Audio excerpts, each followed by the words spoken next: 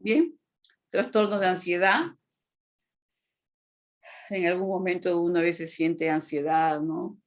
Trastornos depresivos y alimenticios. Hoy día vamos a hablar de esto.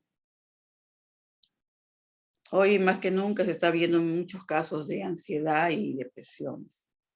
Entonces, cómo reconocerlos, cómo vas a poder ayudar a estas personas que están pasando por un proceso de este tipo, tú como profesional, ¿no? Técnico de enfermería, cómo atenderías a una persona que esté pasando por un momento así, ¿no? Una vivencia, estos tipos de trastornos, ¿no? Entonces, ¿cómo ayudarías a la familia de ese paciente?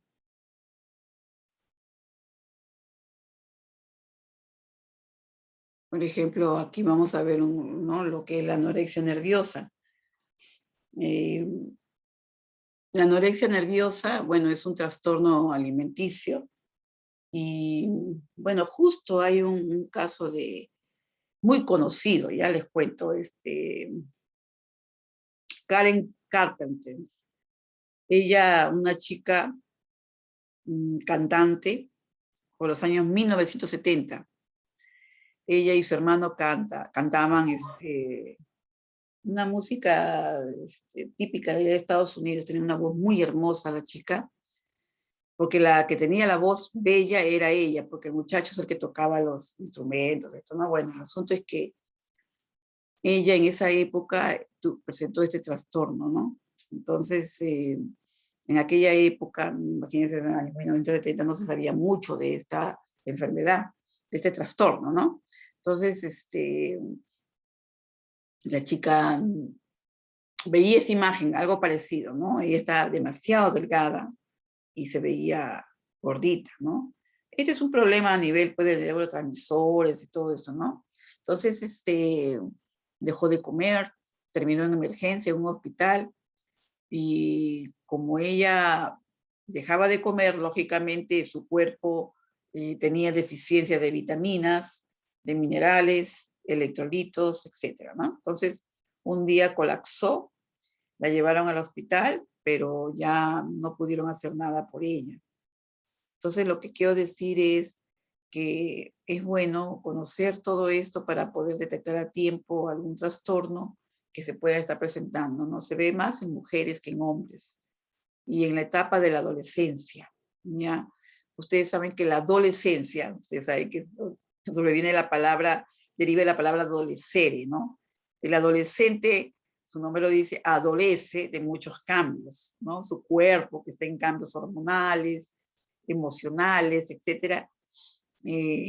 Muchas veces, si no tiene una guía, una ayuda, un apoyo por parte de sus padres, de las personas que lo rodean, los chicos pues se nos presentan trastornos y a veces ni te das cuenta de ellos. Se ha visto muy claramente de que en el caso de las adolescentes, cuando tienen estos trastornos de anorexia nerviosa o bulimia, ellas están en la familia, ahí en el comedor, puedo decirles, ¿no? Todos juntos, pero ella está como que se hace difícil para ella comer, ¿no? No hay una buena relación con la comida, la va escondiendo, ve la forma de que no lleven esas energías calóricas a su cuerpo. Entonces, hay rechazo, ¿no? Entonces, ahí se empieza a presentar estos problemas, desbalances bioquímicos que al final a muchas chicas adolescentes las lleva a la muerte. ¿Mm?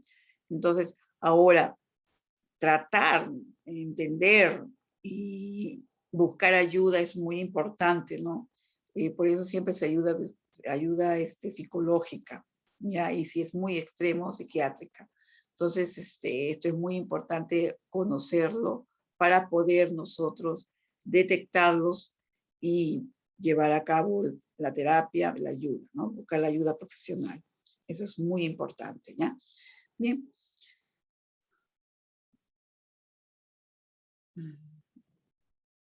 Esta anorexia nerviosa viene a ser un desorden alimenticio que se caracteriza por la privación de comer, ¿ven? Cuando a otros nos encanta comer, ellos no.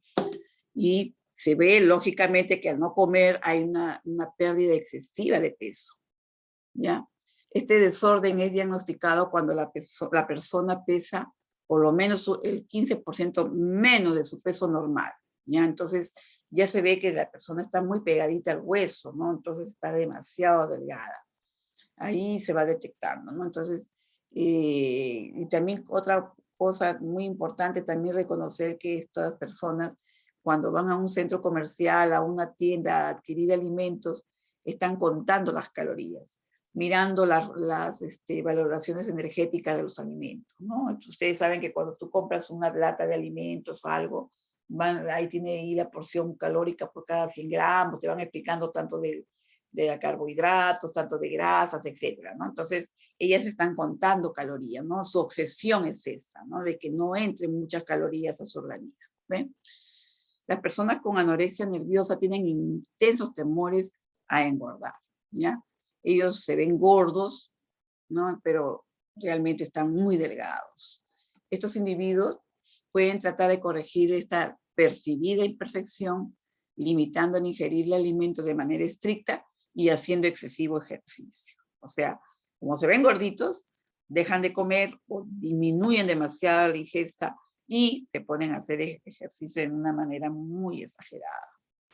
Entonces, bueno, un padre que esté observando esto, lógicamente lo detecta, ¿no? Pero hoy día en esta vida que llevamos, muchas veces los padres están trabajando y no reparan si la niña come o no come, ¿no?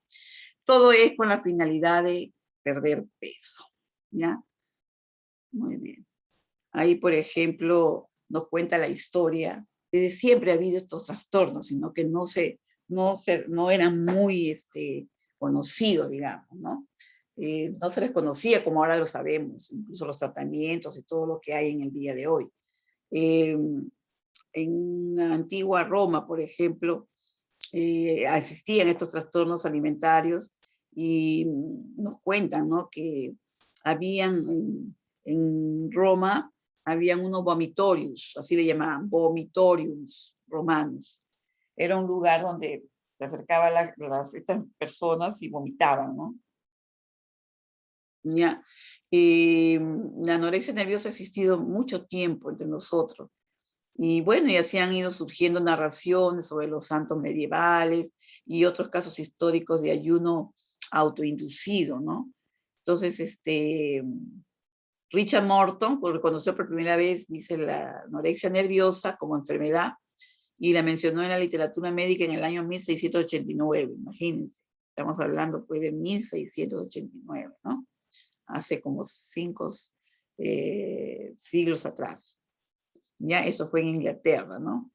Donde distinguía claramente la anorexia nerviosa de otros estados, otros trastornos causados también por este tipo de enfermedades, ¿no? Entonces, epidemiológicamente hablando, la anorexia nerviosa es una enfermedad de la clase media y alta de las áreas metropolitanas. ¿Por qué se dice así de la clase media y alta? Sucede que hoy día, escuchen, esto es bien importante, se ve, no sé si ustedes han visto, por ejemplo, a las modelos, ¿no? A las que modelan ropa, ¿no? Que pasan por las pasarelas, así, ¿no? En grandes escenarios. Y las chicas son bien delgadas, ¿no? Se les ven incluso los huesitos bien, la inserción de sus huesos, todo. eh, Demasiado pegadito, su piel demasiado pegada al cuerpo, al hueso, ¿no? Entonces, es como que se ha creado un modelo que la delgadez es una belleza, ¿no? Entonces, las niñas, adolescentes que están cambiando, están recién viendo el mundo, o dicen, este es el modelo que debo seguir, pero no debe ser así, claro está, ¿no? Entonces, como que la sociedad nuestra hace de que haga esa presión, ¿no? Digamos, que la persona debemos ser delgadísimas, pero ya extremo ya pues es un problema, ¿no? Entonces se ve también que este problema se ha convertido en una enfermedad global. ¿Por qué? Porque y es silenciosa, porque no se ve así nomás, o sea, no se dejan ver hasta que ya tú ves avanzado, o sea, el estado de delgadez de la paciente, ¿no? De la persona afectada. Esto puede comenzar en la niñez y casi siempre aflora en la adolescencia y de la adultez temprana. Y entonces eso hay que ir observando. No hay que estarle acomplejando a la niña porque si se engorda un poquito por esto, el otro, ¿no? Está bien, o sea, hay que hacer ejercicio para que el ejercicio sea parte de su estilo de vida, ¿no? Pero no tampoco presionarla de que, te engordaste mucho, tienes que adelgazar, que se ve feo. No, o sea, de esa manera, no. De esa manera estamos más bien causando nosotros un problema, no estamos dando solución. Entonces, aproximadamente 1/3 de los pacientes con anorexia nerviosa desarrollarán bulimia nerviosa, ¿ya? O sea, la bulimia nerviosa es cuando las personas comen, les da esos atracones, ¿no? Por momentos, comen, y después se inducen el vómito, ¿ya? Entonces, ese es el extremo también. La mortalidad a corto plazo es relativamente baja de este problema, pero nos dice, según esa epidemiología, de 1 a 5%. Y la mortalidad a largo plazo asciende al 20% y casi la mitad corresponde a suicidio. Lógicamente, cuando una persona está padeciendo estos trastornos alimenticios, está pasando por un proceso depresivo, ¿ya? Lógico, una persona que se suicida no está feliz ni alegre, ¿no? Entonces se sobreentiende que si ellos terminan en suicidio, lógicamente significa que están en un estado de depresión.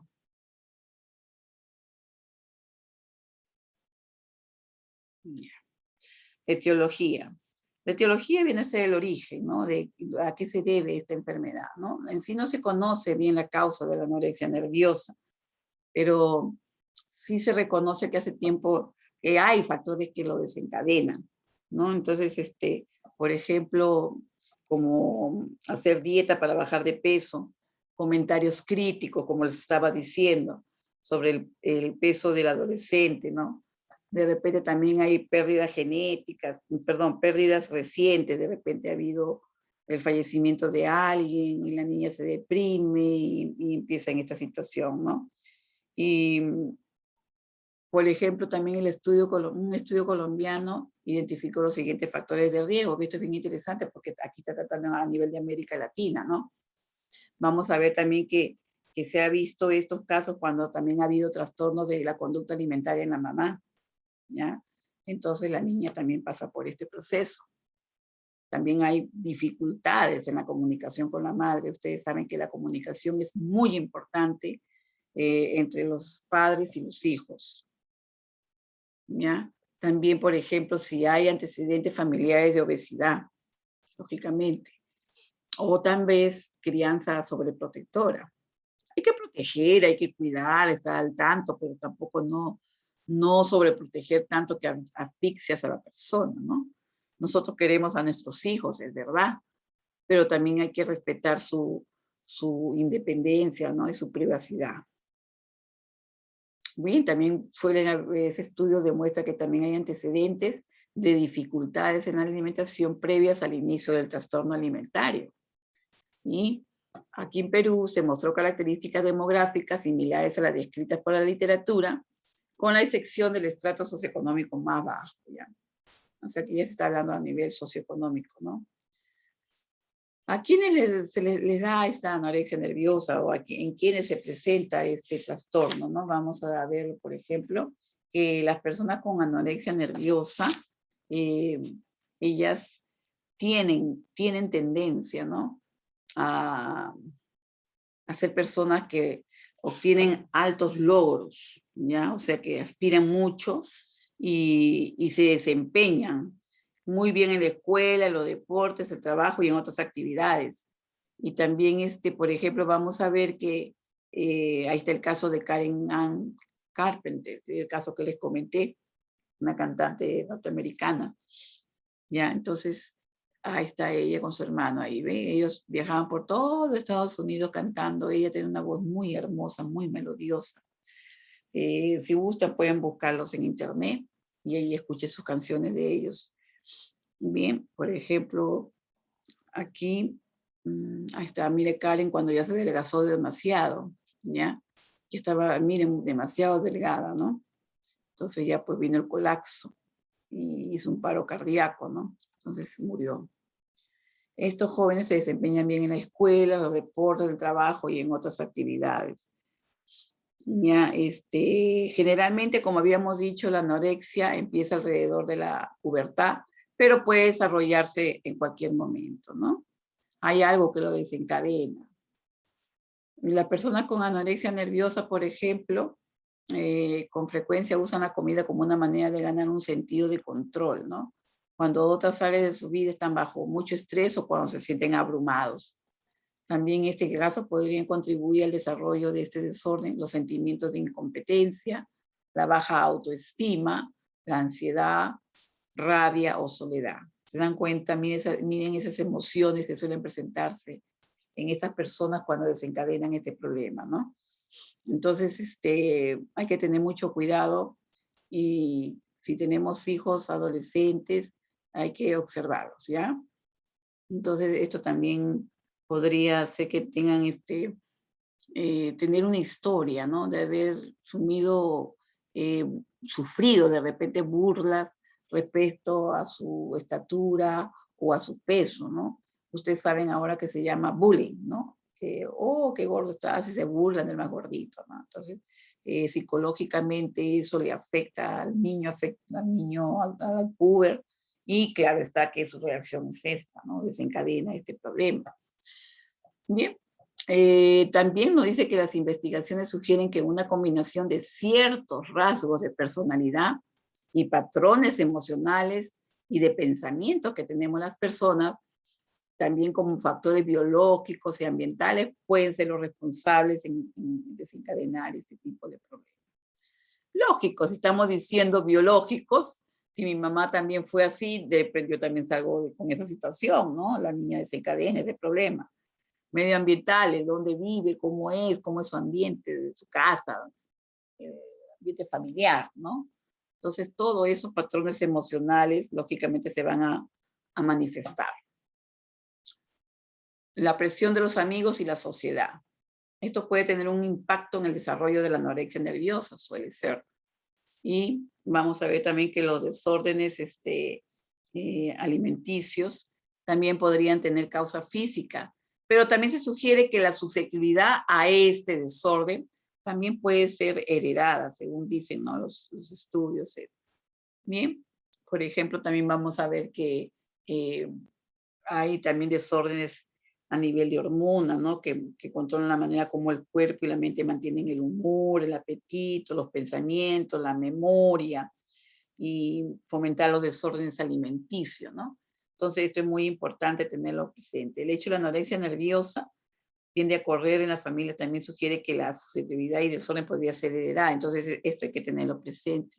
Si en mi familia ha habido eso, se suele presentarse, ¿no? Vuelve a presentarse. Síntomas de la anorexia nerviosa. Pérdida significativa de peso, uno de los primeros, ¿no? Provocada por el enfermo y por una percepción errónea de su propio cuerpo. Como les decía, hay deficiencia de neurotransmisores como tipo serotonina, dopamina, que estos son hormonas o neurotransmisores que hacen que nosotros, por ejemplo, la dopamina, conocida como la hormona de la felicidad, la tranquilidad, ¿no?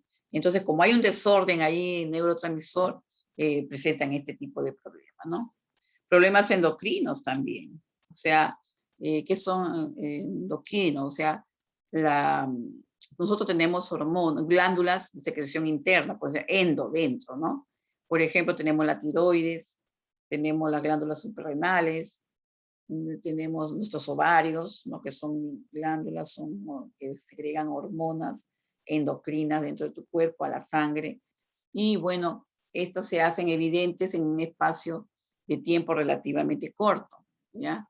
Los principales síntomas que determinan la aparición de la enfermedad son los siguientes. Por ejemplo, vamos a ver nosotros que rechazo, vas a encontrar en la jovencita el rechazo a mantener el peso corporal por encima del mínimo adecuado para su edad y la talla de ella, ¿no? Miedo al aumento de peso, a la obesidad, incluso cuando el peso se encuentra por debajo de lo recomendable, porque ellas se ven gorditas.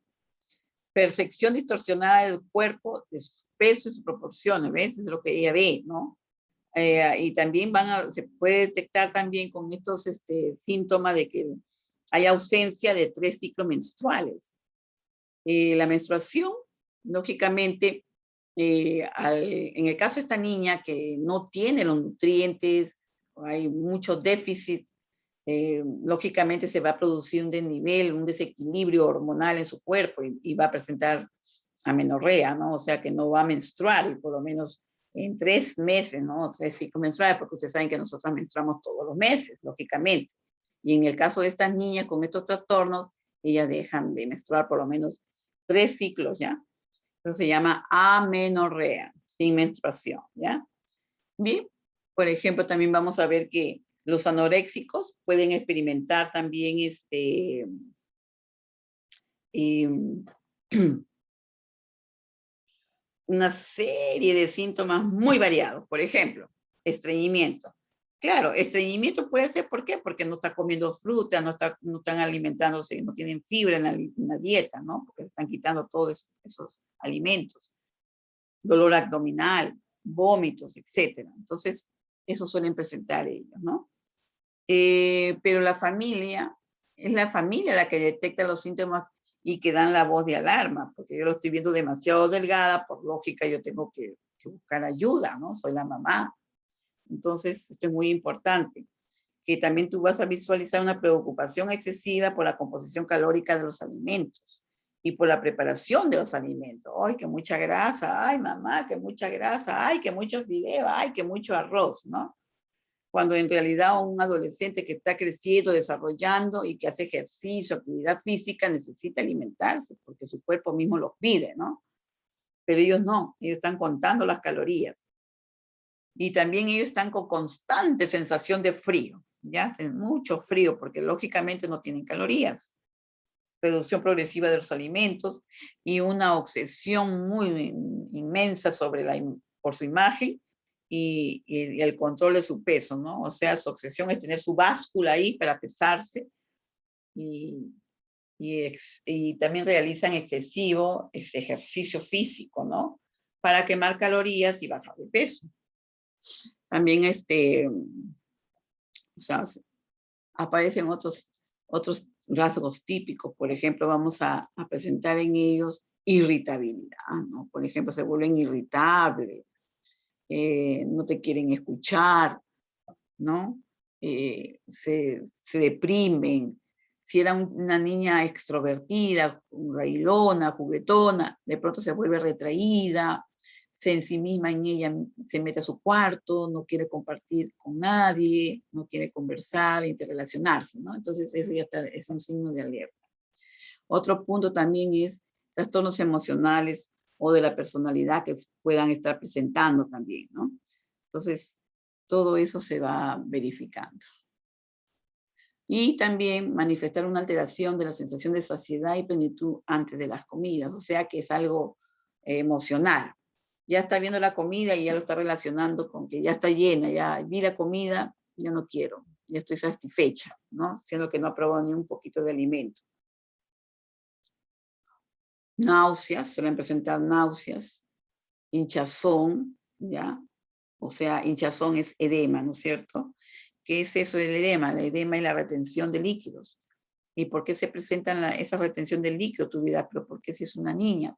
¿Por qué? Porque lógicamente como esta niña no está ingiriendo las proteínas, que son las que mantienen la presión osmótica a nivel celular, ¿no? Entonces, la que nos mantiene normal. Entonces, esta niña, como hay un déficit calórico y proteico, lógicamente se van a edematizar. Se produce como un tipo de desnutrición en ellos, ¿no? Ustedes habrán escuchado el caso de la nutrición Kwashiorkor, ¿no? Y habrán hablado de eso. Entonces, estas niñas empiezan a presentar cierto nivel de hinchazón o edema, ¿no? Aquí también vemos que incluso hay ausencia de sensaciones, no manifiestan emociones, se observan numerosos trastornos cognitivos que se centran en los alimentos, en el peso corporal, ¿no? Y el aspecto físico. Por ejemplo, en estos casos, vamos a ver que hay abstracciones selectivas, supersticiones, pensamientos negativos, ideas erróneas, en fin, o sea, todo es de otra manera, no están pensando adecuadamente, ¿no? Y sus emociones no se están dando como debe ser. Y aquí vamos a ver las complicaciones que suelen presentarse. Bueno, muy aparte que ustedes van a observar en estas jóvenes que van a estar anémicas, van a presentar hipotensión arterial, ¿no? Hay amenorrea, que ya lo habíamos dicho, disminuye su masa ósea porque hay deficiencia de calcio, disminución de la motilidad intestinal si no está ingiriendo nada, pues presentan anemia, se producen arritmias. Ustedes saben que las arritmias vienen a ser ciertas pulsaciones cardíacas sin ritmo, ¿no? O sea, hay problemas, hay diferentes tipos de arritmias cardíacas. Presentan a un vello fino y largo llamado lanudo en su espalda, en antebrazos, en los muslos, cuello y mejilla. Estreñimiento crónico suelen presentar a estas jóvenes. También una piel deshidratada, seca y que se agrieta, ¿no? Porque no hay nutrientes, pues. Ya ustedes le van a mirar la palma de sus manos, la van a ver medias amarillentas, las uñas se les van a quebrar, quebradizas, y va a haber pérdida de cabello, ¿no? Problemas con los dientes y edemas periféricos, dolores abdominales también. Esta complicación de la anorexia acarrea una mortalidad a largo plazo cercana al 20%, ¿no? A los 20 años, más o menos las causas principales son inanición. Lógico, si la niña no está comiendo. Suicidio por el estado depresivo, ¿no? Y muerte súbita de causa cardíaca, definitivamente, porque no hay nutrientes, no hay electrolitos, el potasio, el magnesio no lo está ingiriendo a través de la dieta, entonces hay falla cardíaca. En la anorexia nerviosa de tipo purgativo, los trastornos electrolíticos pueden provocar arritmias mortales. ¿Ya por qué? Porque en los vómitos se elimina mucho potasio, ¿no? Y el potasio es uno de los electrolitos importantísimos en nuestro cuerpo porque ayuda y mantiene el funcionamiento cardiovascular estable, ¿no? A nivel del músculo cardíaco y todo. Y bien, vamos a ver también que la movilidad puede ser resultado de la enfermedad propiamente dicha, ¿no? La comorbilidad, comorbilidades que pueda tener, a otros tipos de intoxicaciones, ¿no? Que pueda presentar la niña, la afectada, ¿no? Y bueno, vamos a ver también, por ejemplo, que causas iatrogénicas, o sea que ella misma también se produce cierta, lógicamente, esta enfermedad es muy complicada y ella misma se está produciendo este tipo de problema, ¿no? Porque ella se niega a la ingesta de alimentos, ¿no? O la combinación de todos estos trastornos. Por ejemplo, cuando se habla de iatrogénica, el síndrome de realimentación, ¿no?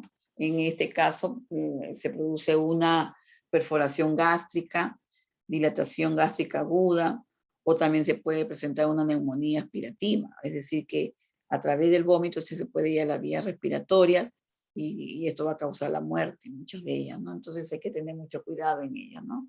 Es decir, el trastorno se presenta a todo nivel, afecta a todos los órganos y sistemas del cuerpo, ¿no?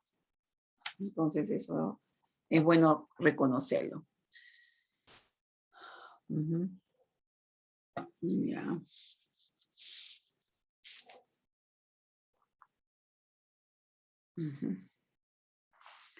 La movilidad, la morbilidad, o sea, la enfermedad, por ejemplo, de esta varía según si se presenta el hábito de la purga, ¿no? Estos trastornos de estas niñas, de estas chicas, lógicamente acompañado también de intolerancia al frío, las hipotermias, acrocianosis, o sea, la presencia de la cianosis a nivel de las uñas, porque no hay buena oxigenación, trastornos del sueño, etcétera, ¿no? Son universales a nivel que va progresando la enfermedad, ¿no? La bradicardia, ustedes saben, bradicardia, o sea, bradi, es una disminución en la frecuencia cardíaca, y hipotensión y ortotastismo. Eso significa que hay baja de presión al cambio de postura. Si tú, por ejemplo, estás acostada en tu cama y te levantas bruscamente, puede haber ahí cambios bruscos, ¿no? De las presiones y todo. Entonces, es peligroso. Bien, algunas complicaciones que pueden ser muy agudas, como por ejemplo los desequilibrios electrolíticos y la irritación gástrica aguda, que hemos mencionado, y otras que pueden ser indolentes y crónicas, como la osteoporosis, el hígado graso. La osteoporosis viene a ser una deficiencia del calcio en los huesos, porque no está ingiriendo el calcio de la dieta. Y el hígado graso, ustedes saben que este órgano vital trata de guardar lo máximo en calorías, ¿no?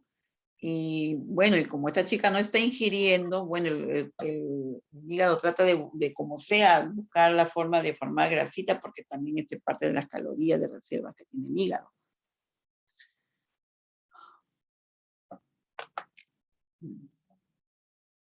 Algunos cambios habituales son muy angustiantes para el paciente, ya que se les hace muy difícil alimentarse, ¿ya?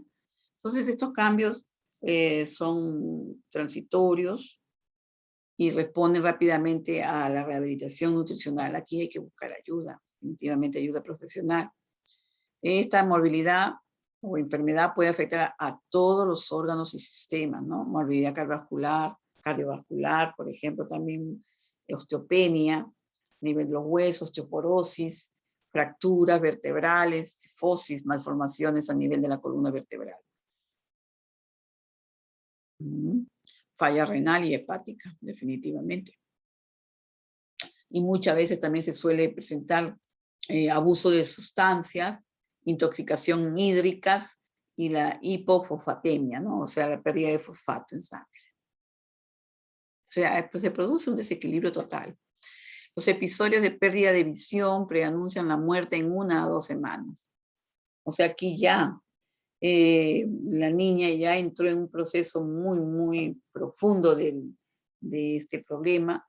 Entonces ya sobreviene la muerte, ¿no?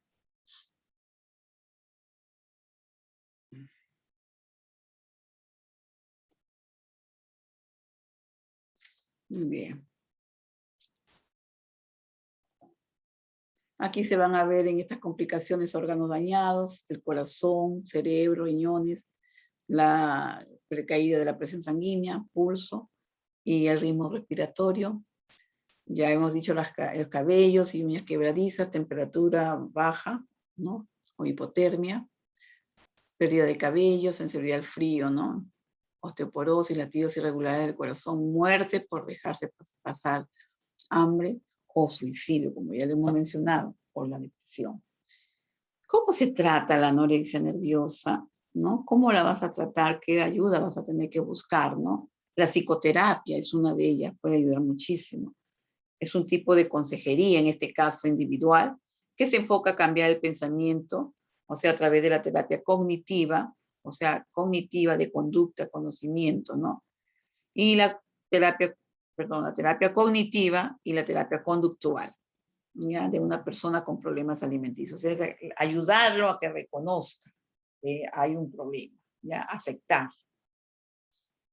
También, por ejemplo, las medicaciones, con un profesional psiquiatra, el psiquiatra es el profesional indicado.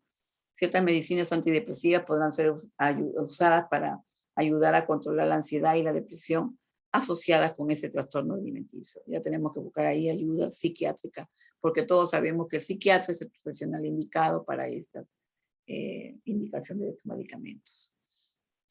Orientación y de nutrición. Aquí en este punto, nosotros vamos a ver que está diseñada para enseñar un enfoque saludable a la comida, ¿no? Verlo del punto saludable.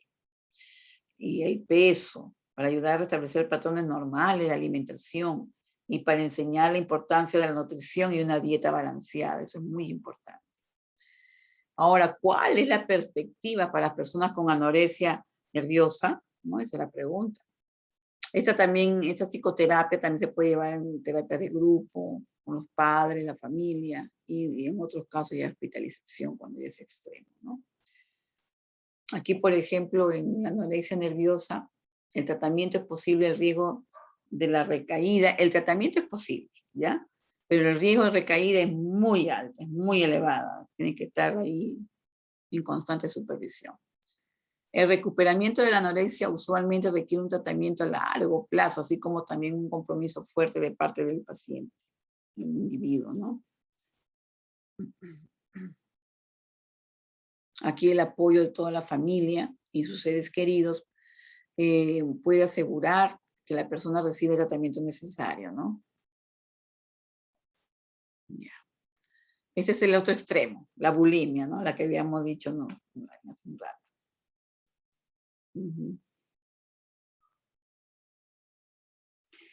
Aquí, esta bulimia es diferente. Aquí, o sea, diferente en el aspecto de que se da atracones, se come demasiado alimento, pero después viene con un remordimiento de conciencia, he comido mucho, dice, ¡pum!, se induce el vómito, ¿se dan cuenta? Entonces aquí, este es un trastorno también de la conducta alimentaria, consiste en una falta de control sobre la comida, ¿ya? Con una ingesta de grandes cantidades de alimentos en un corto periodo de tiempo. Consiste en una falta de control sobre la comida, acompañada de conductas compensatorias. Por ejemplo, ¿cómo lo hacen? Por ejemplo, si ya comió bastante, o se induce el vómito, o empieza a consumir también laxante, ¿no? Entonces, de hecho, el laxante le va a ayudar a eliminar, ¿no? Entonces ella dice, ya, yo me estoy provocando el vómito y me estoy produciendo la diarrea. Entonces, son dos puntos por la cual ella está perdiendo líquidos, todo, entonces ya voy a bajar de peso, ¿no? Entonces, el enfermo mantiene estas conductas en secreto, ¿ya? Se presenta en el 90% de los casos en mujeres. Las complicaciones médicas y la mortalidad, por ejemplo, y mortalidad y morbilidad, o sea, morbi y mortalidad, ¿no? Morbilidad es enfermedad y mortalidad es la muerte. Aquí vamos a ver, por ejemplo, estas complicaciones médicas no se ha conseguido encontrar una causa orgánica que origine que este trastorno de la conducta alimentaria. ¿Por qué es, no? O sea, existen varios factores secuenciales que pueden desencadenar esta bulimia nerviosa, ¿no? Una de ellas nos dice que la parte emocional, la baja autoestima que tiene la persona, la presión de los patrones de belleza considerados ideales por la sociedad, como les decía, ser delgada, muy delgada. Entonces, esta joven pues está en el extremo, ¿no? Ya, entonces, es muy importante esto, ¿no? Los síntomas de la bulimia, de la persona con bulimia, oculta sus atracones y los vómitos, lógicamente, ¿no? Pero a diferencia del anoréxico, su peso no suele oscilar demasiado. Por esto es difícil que las personas de su entorno se den cuenta del problema. Entonces, con ellos hay que estar muy, muy observando bien, ¿no? Si se detecta este tipo de trastorno.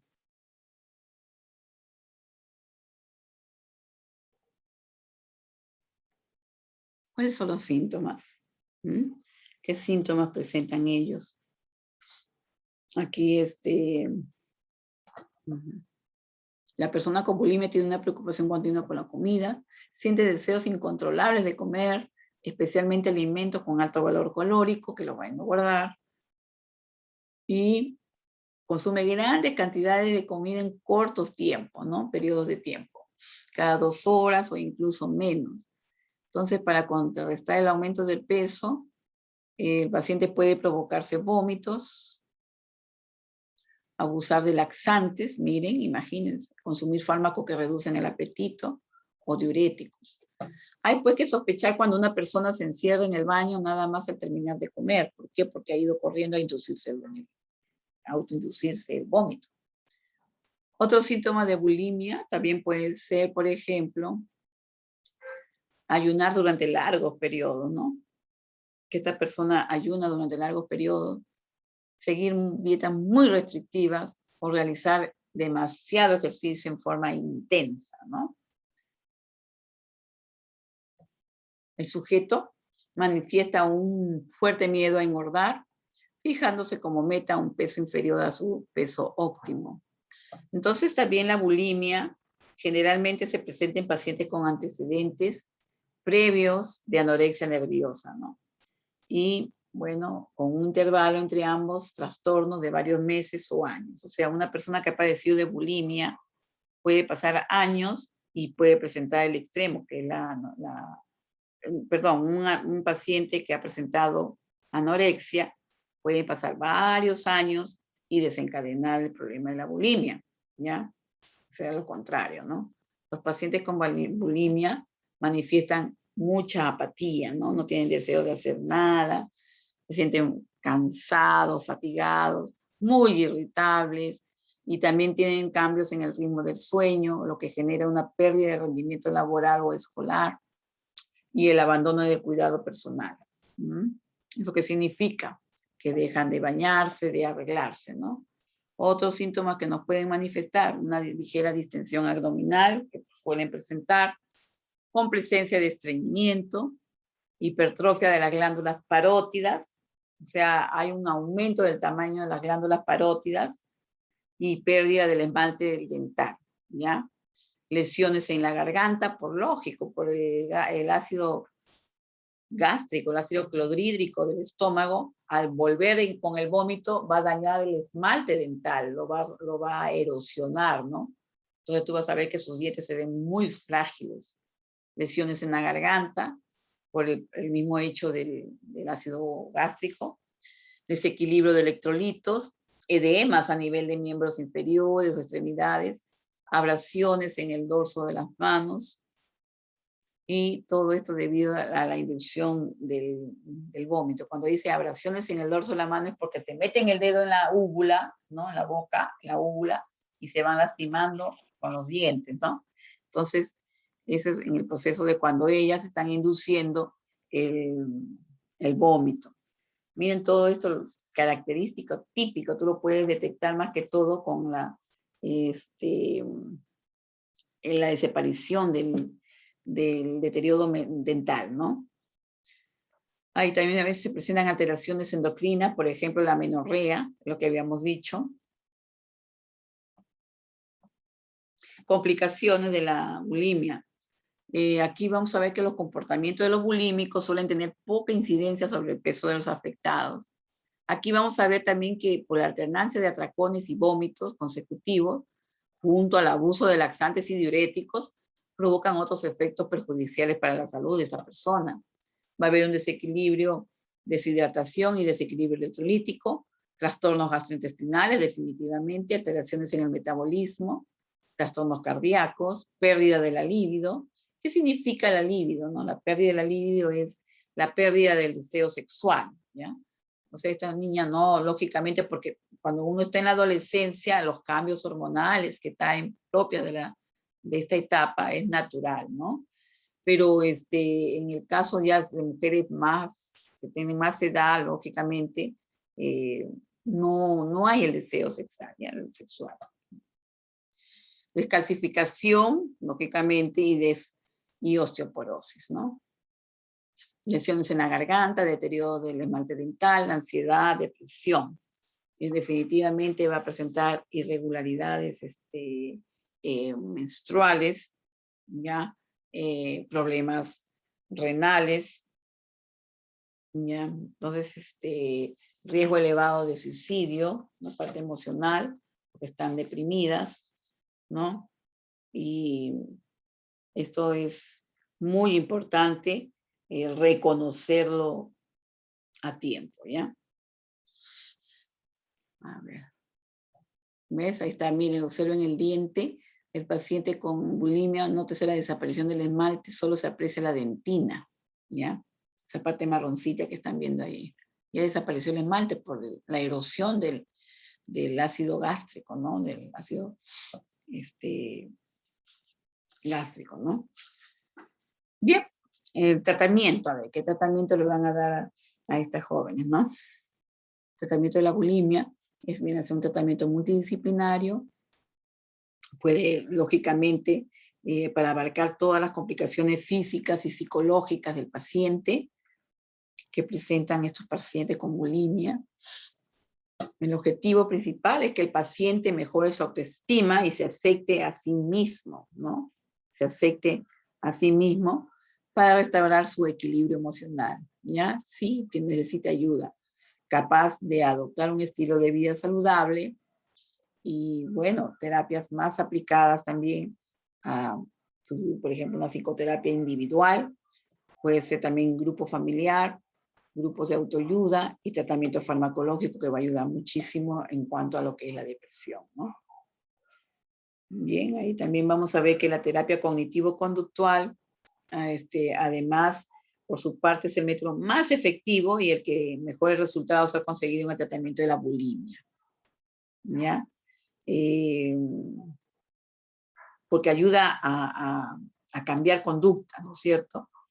Y modifica la tendencia a realizar dietas extremas e influye en las actitudes hacia el peso, la figura y aceptarse a sí misma, ¿no? Y, por ejemplo, a reconocer la parte de lo que es la depresión, la baja autoestima, el deterioro que tiene en sus relaciones sociales. De esa forma, los resultados se mantienen a largo plazo, o sea, el tratamiento es muy, muy largo. ¿Ya? Pero lo importante aquí es reconocer, ¿ya? Reconocer a través de la terapia, de la psicoterapia cognitiva conductual, y ayudarla a aceptar y cambiar conductas, ¿no? Que no se autolesionen, sino que más bien cambiar la forma de pensar de esta joven, de este paciente, ¿no? Bien, aquí vamos a ver otro problema que se está viendo hoy en día terriblemente a través de este confinamiento que vivimos. Ya se están viendo los resultados. Depresiones, ¿ya? Es normal que nosotros sintamos represión o manifestemos una depresión cuando hemos perdido un ser querido o algún proyecto no salió bien. Es natural que uno se deprima, pero si esta depresión dura mucho más del tiempo indicado, entonces esto ya es una enfermedad, es un problema y hay que buscar ayuda, ¿no? Por eso aquí yo he puesto esta parte que la diferencia que existe entre la tristeza ocasional que solemos tener y depresión, cómo se va a manifestar, cómo se diferencia, ¿no? Por ejemplo, todas las personas nos sentimos tristes, ¿no? O desanimados en algún momento por algo que pasó o que tú viviste, ¿no? Esta depresión se produce cuando sentimientos de profunda tristeza o desesperación, por ejemplo, duran como mínimo 2 semanas o más. Y cuando interfieren en tus actividades de tu vida diaria, en tu vida cotidiana, como por ejemplo trabajar, incluso comer y estudiar, por ejemplo, ¿no? Entonces, lógicamente, este ya es un problema. Podemos estar tristes, sí, pero si esta tristeza, esta depresión y me impide hacer mi vida normal, ya estoy en problemas. Hay que buscar ayuda, ¿ya? Bien, por ejemplo, aquí las personas deprimidas tienden a sentirse indefensas, sin esperanzas, a culparse por tener esos sentimientos. Algunas pueden tener pensamientos de muerte o suicidio, qué terrible. También pueden sentirse abrumadas, agotadas, que no ven solución a lo que ellas están sintiendo.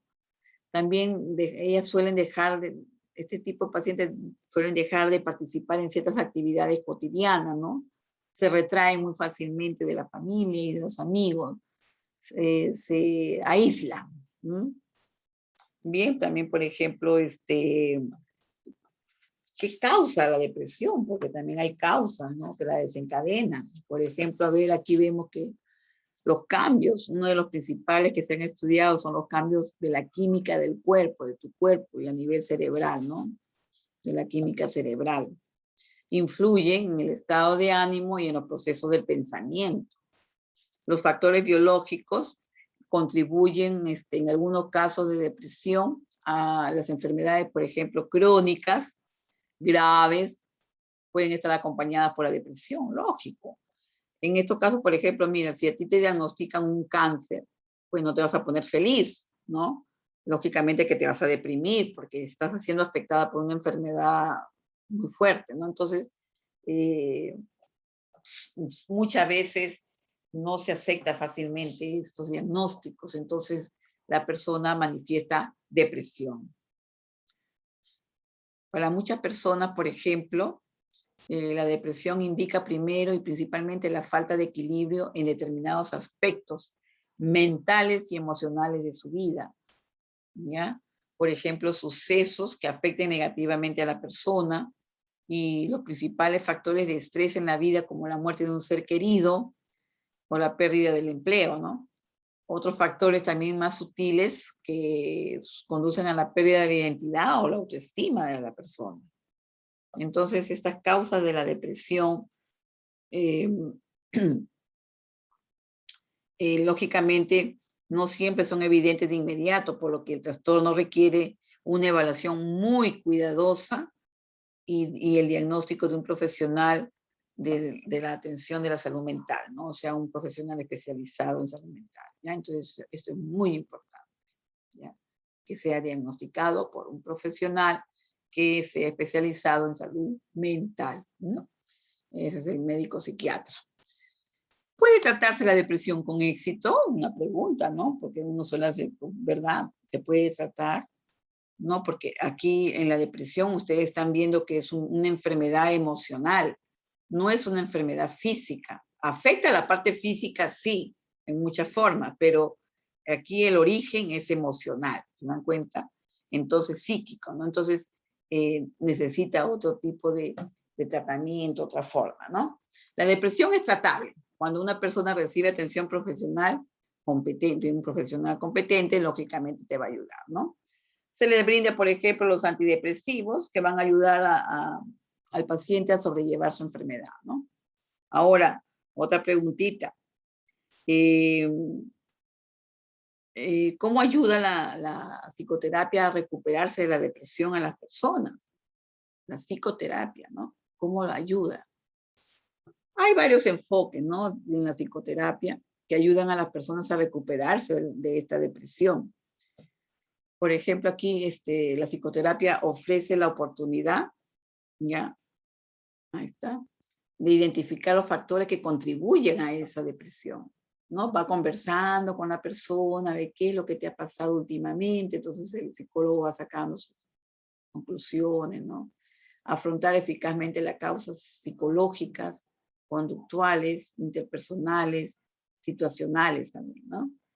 Y también terapeutas capacitados que pueden trabajar con personas deprimidas para, por ejemplo, señalar los problemas de la vida que contribuyen a su depresión, ¿no? Detectarlos, ayudarlas a entender qué aspectos de estos problemas son susceptibles de resolverse o mejorarse. Identificar también patrones de pensamientos que pueden estar negativos o distorsionados de la persona afectada y que contribuyen lógicamente al sentimiento de desesperanza, que no ve más allá, que no ve solución a sus problemas emocionales que tienen, ¿no? O indefensión, o sea, que se sienten indefensos, que acompañan a esta depresión, ¿ya? También explorar otros pensamientos y conductas conocidas que cuando generan problemas y contribuyen a la depresión, o sea, hay que detectarlos. Ayudar a estas personas a recuperar el control y el placer de la vida, ¿ya? La ocurrencia de un episodio de depresión aumenta en gran medida el riesgo de tener otro. ¿Me entendieron? O sea, si tú entras en un cuadro depresivo fuerte como el que estamos conversando hoy día y te trataron, te ayudaron, todo, esto va a aumentar también la posibilidad de tener otra crisis depresiva. ¿Se dan cuenta? ¿Ya? Entonces, eso es muy importante también indicarle al paciente que él reconozca esto. ¿Ya? La psicoterapia continua puede disminuir la posibilidad de futuros episodios. Miren qué bueno, ¿no? O al menos reducir la intensidad de los mismos. ¿Ya? Entonces, la psicoterapia continuamente va a ayudar a la persona a cambiar de esa forma de pensar y al menos le va a disminuir la posibilidad de reducir la intensidad de esos episodios que ha ido presentando la paciente. Bien, esto vamos a ver también que a través de la terapia las personas pueden aprender tácticas para evitar el sufrimiento. De eso se trata, ¿no? Las psicoterapias, de que tengan una mejor actitud hacia la vida, ¿no? Eso es muy bonito. Que cambien de esa forma de pensar, ¿no? ¿Ya? A ver, por ejemplo, ¿en qué otras formas ayudan los terapeutas a las personas deprimidas y a sus seres queridos? ¿Ya? Aquí, por ejemplo, el apoyo y la participación de la familia en esto es muy importante, ¿ya? Bueno, hay que involucrarlos en esto porque ellos desempeñan un papel crucial en esta ayuda para ayudar a alguien, a su ser querido con depresión, ¿no? Por ejemplo, las personas en el sistema de apoyo pueden ayudar a alentar al ser querido deprimido, a seguir el tratamiento, ayudar a poner en práctica las técnicas de afrontamiento y tácticas para la resolución de problemas y que aprenda mediante la psicoterapia, ¿no? Son las ayudas que se le va a brindar. Vivir con una persona deprimida puede ser muy difícil y estresante para los familiares y amigos, ¿ya? Entonces, miren cómo afecta a todo el grupo, ¿no? La terapia familiar o de pareja también puede resultar beneficiosa para reunir a todas las personas afectadas por la depresión y ayudarlas a aprender a formar aprender a tomar formas eficaces de sobrellevarla juntos, ¿no? Este problema. Por eso esas terapias de grupos son buenas también, ¿no? Cuando hay varias personas que están pasando por el mismo problema. Bien, aquí también vemos, ¿son útiles las medicaciones para tratar la depresión? Esta es la pregunta, ¿no? Aquí las medicaciones pueden ser muy útiles para reducir los síntomas de la depresión, sobre todo en los casos de depresión moderada grave. Algunos profesionales de atención médica que tratan la depresión prefieren la combinación de psicoterapia y medicaciones, ¿ya? Psicoterapia y medicaciones, ¿no? Debido a los efectos colaterales de los fármacos, el uso de medicación requiere un control atento por parte del médico que la receta. Muy bien. Algunas personas deprimidas pueden preferir la psicoterapia al uso de la medicación, ¿ya? En especial si su depresión no es grave, ¿no? Porque también hay esos cuadros de depresiones graves. La depresión puede afectar seriamente la capacidad de la persona para conducirse en situaciones cotidianas. Sin embargo, las perspectivas de una recuperación a largo plazo son muy buenas para quienes buscan ayuda, definitivamente, ¿no? Es muy importante la ayuda profesional. Definitivamente que es muy importante. Entonces, ¿se puede tratar la depresión? Sí, con psicoterapia y tratamientos médicos, ¿no? O sea, con medicamentos, o sea, con antidepresivos, ¿no? Esa es la terapia indicada para estos casos. Los antidepresivos, las psicoterapias familiares, de grupo, la cognitivo-conductual, que va a ayudar mucho a este tipo de pacientes. Aquí viene otro problemita, ¿no? Que se está viendo también hoy en día, la ansiedad. Hay que reconocer también la ansiedad, ¿ya? ¿Qué es la ansiedad? ¿Ya? La ansiedad viene a ser una sensación normal que experimentamos las personas alguna vez en momentos de peligro o cuando tú estás preocupado. Todos en algún momento le hemos sentido ansiedad, ¿no? Cuando estamos haciendo una cola para comprar algo, o de repente tú estás postulando a una plaza. En fin, es natural que se presente cierto grado de ansiedad, ¿no? Esta sirve para poder reaccionar mejor en momentos difíciles, con un mecanismo de defensa, pero también una ansiedad muy extrema ya es un problema. Cuando una persona se encuentra ansiosa con cierta frecuencia sin que parezca haber razón para ello, o cuando esa persona se tensa en exceso, ¿ya? Aquí ya estamos, la ansiedad se convierte en un problema. ¿Se dan cuenta? Se preocupa demasiado por nada. Está muy tensa todo el tiempo, en exceso. Entonces, esto se va a convertir en un problema en la persona. ¿Ya? Ahora, por ejemplo, el objetivo no es hacer que desaparezca, ¿no? Sino aprender a controlarla y reducirla a niveles manejables y adaptativos, o sea, que la persona sepa manejar su ansiedad. Todas las personas debemos aprender a manejar nuestra ansiedad. Ya, aquí, por ejemplo, la angustia se define, por ejemplo, como un afecto similar al miedo. De repente, en algún momento tú has sentido angustia, ¿no? A diferencia de no obedece a un estímulo amenazante externo, sino que es vivida como procedente de la interioridad psíquica del individuo, o sea, su yo interno, ¿no? ¿Qué causa la ansiedad? Esta, al igual que otros sentimientos, son fundamentales en la vida de la persona. Regulan la interacción con los demás, ofrecen un sistema de alarma, es un mecanismo de de defensa, pero cuando se vuelve muy extremo ya es un problema. Que en el caso del miedo, por ejemplo, sirven para afrontar situaciones de peligro o riesgo, ¿no? En el caso específico de la angustia, su experiencia incluye 3 tipos de componentes, ¿no? Un componente cognoscitivo, conocimiento, respuestas autonómicas, endocrinas y esqueletomotoras, o sea, a nivel del cuerpo, representaciones subjetivas del estado emocional, o sea, a nivel emotivo. Entonces, de acuerdo con la teoría conductista, ¿ya? A ver, ahí está. La angustia es una respuesta condicionada a un estímulo ambiental, ¿no? Algo que te está produciendo esa reacción, ¿no? Entonces, la angustia es una respuesta condicionada, ¿no? Es al estímulo ambiental. Y vas a ver, por ejemplo, que las personas afectadas, ¿no? Las personas afectadas por la ansiedad han sobregeneralizado sus temores y han aprendido por imitación a responder ansiosamente. Cuando la realidad es preguntarte tú misma, ¿por qué estoy así? ¿Por qué me siento ansiosa? A ver, ¿por qué me estoy sintiendo así? Pregúntate tú misma y analiza, ¿ya? A ver, ¿qué te falta? ¿Qué es lo que tienes? A ver, haz una lista. Cuando tú tienes demasiadas emociones, cosas así que no te hacen sentir bien, haz una lista de eso y analiza por qué lo estás sintiendo, porque eso es muy importante reconocer. Yeah. ¿Qué motivos pueden causar la ansiedad? Aquí muchas veces no es sencillo responder a esta pregunta. Hay muchas causas y varían de una persona a otra. Por ejemplo, unas personas tienen problemas con la ansiedad porque tienen tendencia a reaccionar exageradamente ante las dificultades que pueda presentarle la vida.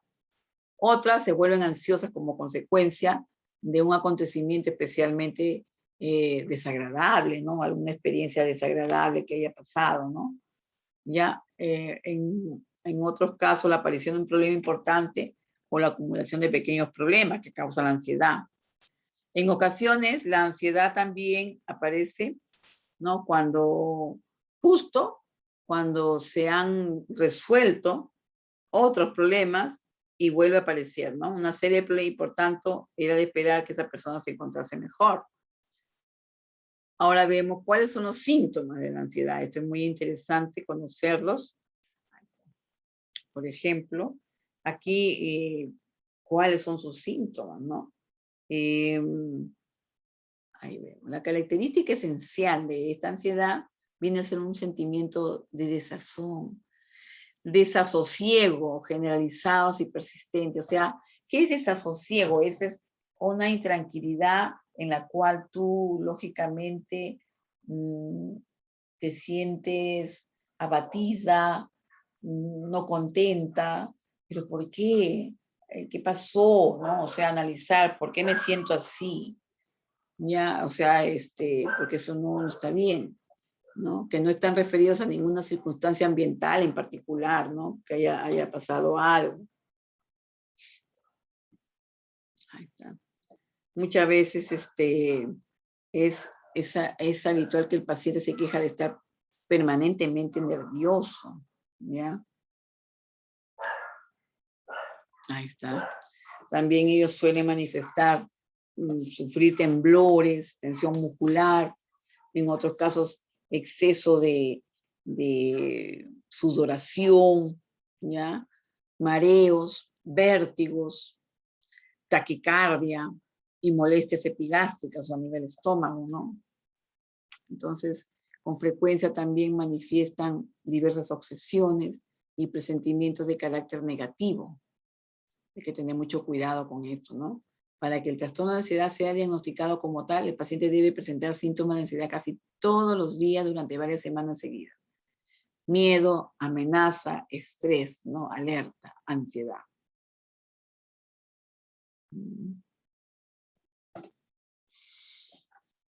Ahí vemos también, por ejemplo, los signos de ansiedad más indicativos son la aprensión, la tensión muscular, la hiperactividad vegetativa.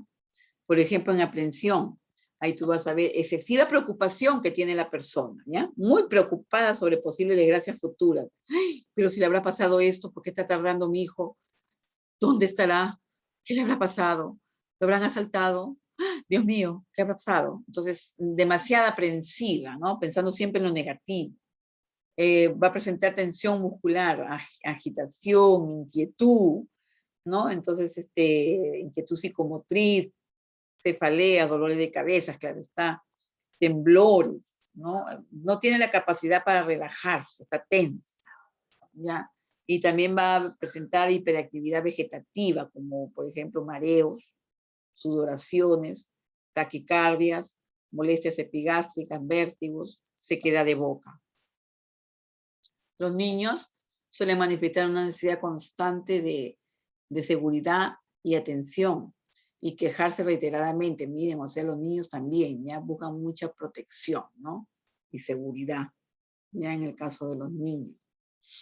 Bien.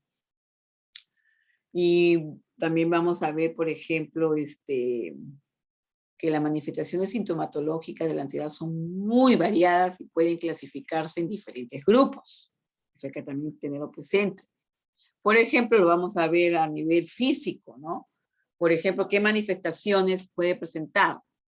Taquicardia, ¿no? El aumento de la frecuencia cardíaca, palpitaciones, opresión en el pecho, le falta el aire, entonces la persona dice, ¡ay, me va a dar un infarto, me va a dar un infarto!, ¿no? Entonces, o sea, está ansiosa. Temblores, sudoración, molestias digestivas, náuseas, vómitos. Dice que sienten un nudo en el estómago, alteraciones de la alimentación, hay mucha tensión y rigidez muscular, muy tensos. Hay cansancio, hormigueo, sensación de mareo e inestabilidad. Si la activación neurofisiológica es muy alta, pueden aparecer alteraciones del sueño, en la alimentación, y en el caso de la actividad sexual también va a haber problemas, ¿no? Va a haber también problemas psicológicos, inquietud, se siente agobiado, sensación de amenaza o peligro constantemente, tiene ganas de huir, ¿no? De inseguridad, sensación de vacío, tiene sensación de extrañeza, temor a perder el control, tiene recelos, sospecha, incertidumbre, dificultad para tomar decisiones, ¿no? Temor a la muerte, a la locura o al suicidio. Esa es la parte psicológica. Y en el parte de la parte de conducta, o sea, cómo se manifiesta, ¿no? Está en constante, el paciente en constante estado de alerta e hipervigilancia, ¿no?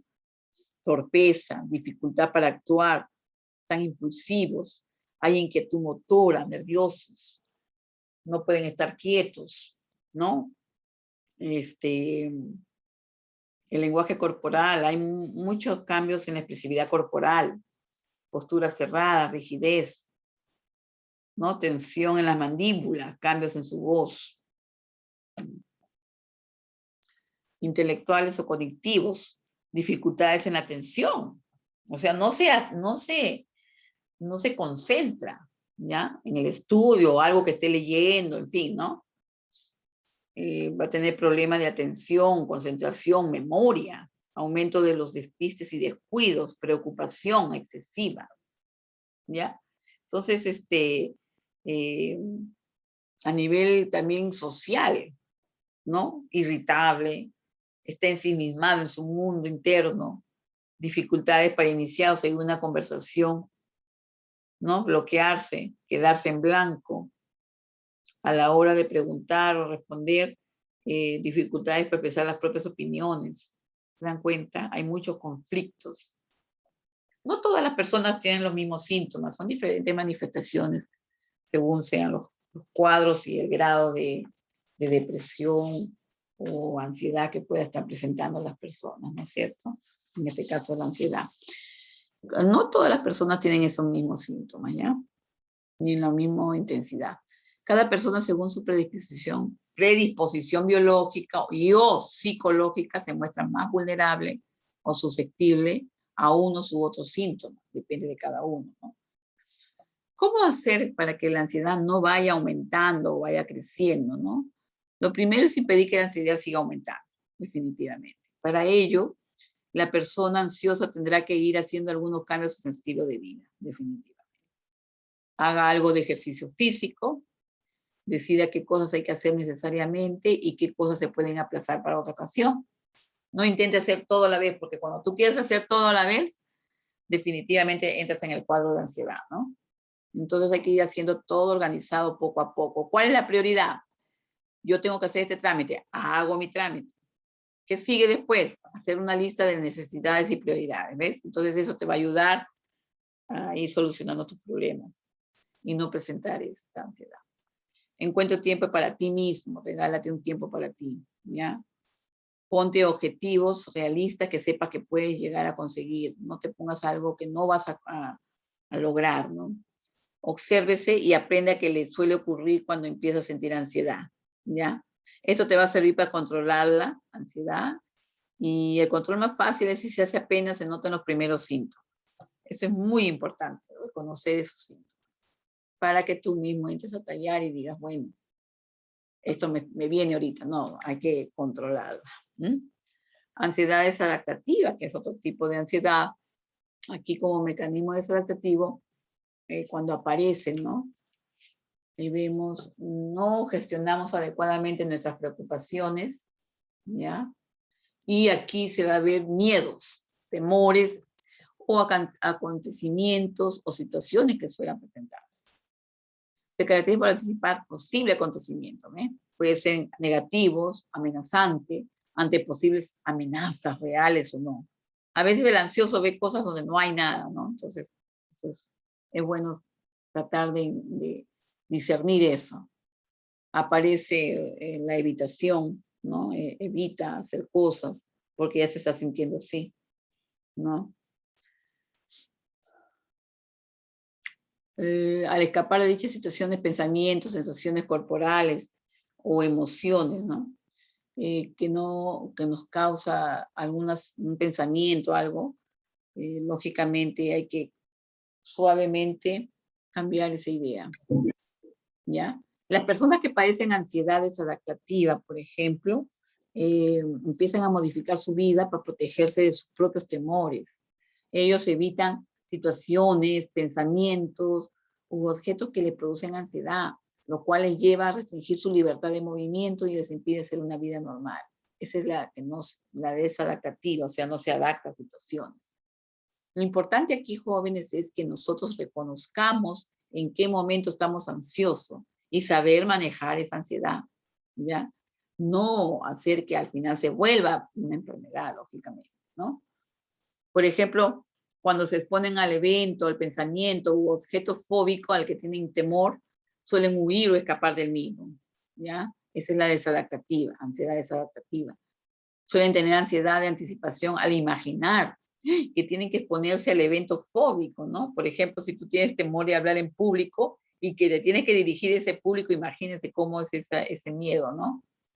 Las personas que padecen ansiedad desadaptativa en cualquiera de sus distintas manifestaciones, por ejemplo, son conscientes de que sus temores son irracionales, están muy exagerados, pero a pesar de ello no pueden evitar sentir miedo. ¿Se dan cuenta? Ellos reconocen que todas esas situaciones que están sintiendo son exageradas, pero aún reconociéndolo, no pueden evitar sentir ese miedo, ¿no? No saben cómo liberarse del mismo y esto genera frustración, les lleva a constante inquietud y rumia mental, o sea, están descontentos, ¿no? Les repercute en diferentes grados, tanto a nivel personal, puede ser laboral y social, que ya es terrible, porque imagínate si tú estás trabajando, tú estás estudiando, y te interrelacionas con otras personas y empiezan los problemas aquí, ¿no? Pero te estás llevando mal. Entonces, definitivamente que estamos en un serio problema. Uh-huh.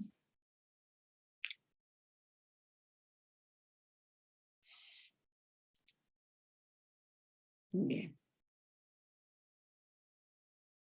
La ansiedad desadaptativa suele presentar sensaciones de infelicidad, alteraciones en el sueño, ¿no? Eh, la persona reconoce que se está sintiendo así, pero no quiere aceptar y tratar de solucionarlo. Tiene que buscar ayuda definitivamente. Aquí, miren, les comento algo. Un caso que yo conocí de una paciente que ella me manifestaba que cuando pasaba por una calle, vamos a suponer, por ejemplo, como la avenida Manzanilla, donde está el Colegio San Luis Gonzaga. Ustedes ven unas paredes bien largas, ¿verdad? Entonces, ella me manifestaba que ella le daba pánico pasar por paredes muy largas. O sea, esas veredas largas que tienen unas, en el caso de San Luis Gonzaga, ¿no? Las paredes abarcan toda la manzana. Entonces, ella le daba ansiedad pasar por esa zona, ¿no? Ella trataba en lo posible evitar de pasar por esa zona de ese colegio, ¿no? Porque esas paredes le causaban a ella mucha ansiedad, ¿ya? Ahora, el ansioso, si no trata de corregir esto, de buscar ayuda, es como cuando tú después te sientes acorralado, ¿no? Así haya espacio, haya mucho espacio a tu alrededor, el ansioso se le va cerrando el espacio, ¿me entiendes? O sea, ya no acepta que hay más espacio, que puede moverse, caminar. Entonces como que se ve encerrada. Así es la ansiedad en extrema, eso es lo que sentía esa persona cuando veía esas paredes, esas esto, le daba una ansiedad, una taquicardia terrible, una, una sudoración profusa en manos, en su cara, dice que sentía la taquicardia terrible. Imagínense, chicos. Bueno, buscó ayuda, ¿no? Primero psicológica, y se dio cuenta pues que al final que a través de esta terapia la ayudaron a reconocer por qué sentía esas sensaciones, ¿no?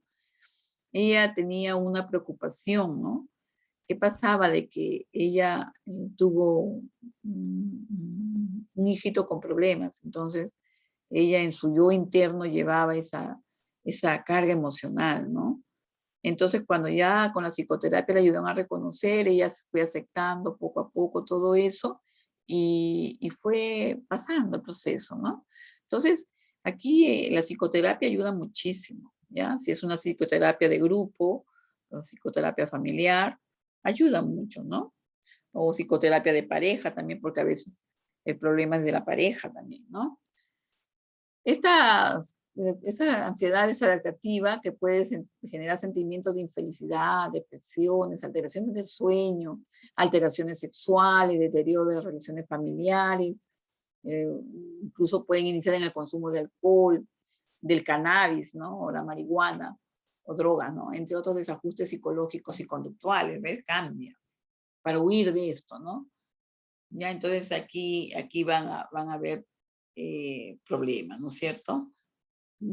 Entonces, depresión, distimia, personas con ansiedad pueden tener más de un problema relacionado con la ansiedad. O sea, hay que estudiar a fondo por qué. ¿Por qué entonces nos hace sufrir esa ansiedad, no? De conocerlo, ¿por qué? ¿Ya? Entonces, ahí vamos a ver, por ejemplo, que esta ansiedad no siempre es patológica, generalmente es una emoción sana y normal, lo sabemos porque todos en algún momento sentimos ansiedad, ¿no? Cuando nos encontramos en riesgo, el cerebro dispara un conjunto de mecanismos defensivos orientados a preservar nuestra integridad, ¿no? Ahora, imaginen un ejemplo, yo les voy a preguntar a ustedes. Un ejemplo. Imagínense que ustedes están por una calle fea de Ica, por ejemplo, esa calle bien fea, ¿cómo se llama esta calle? La calle Paita. En la noche, imagínense, ya no pasa ni un alma. Hay mucha delincuencia en esa zona, ¿no? Supongamos que se cortó la luz y justo tú estás pasando por esa calle y a lo lejos sientes la presencia de un pitbull, un perro de esos grandotes que atacan a las personas, ¿no? A ver, ¿qué vas a hacer? ¿Tú te vas a quedar paralizada ahí?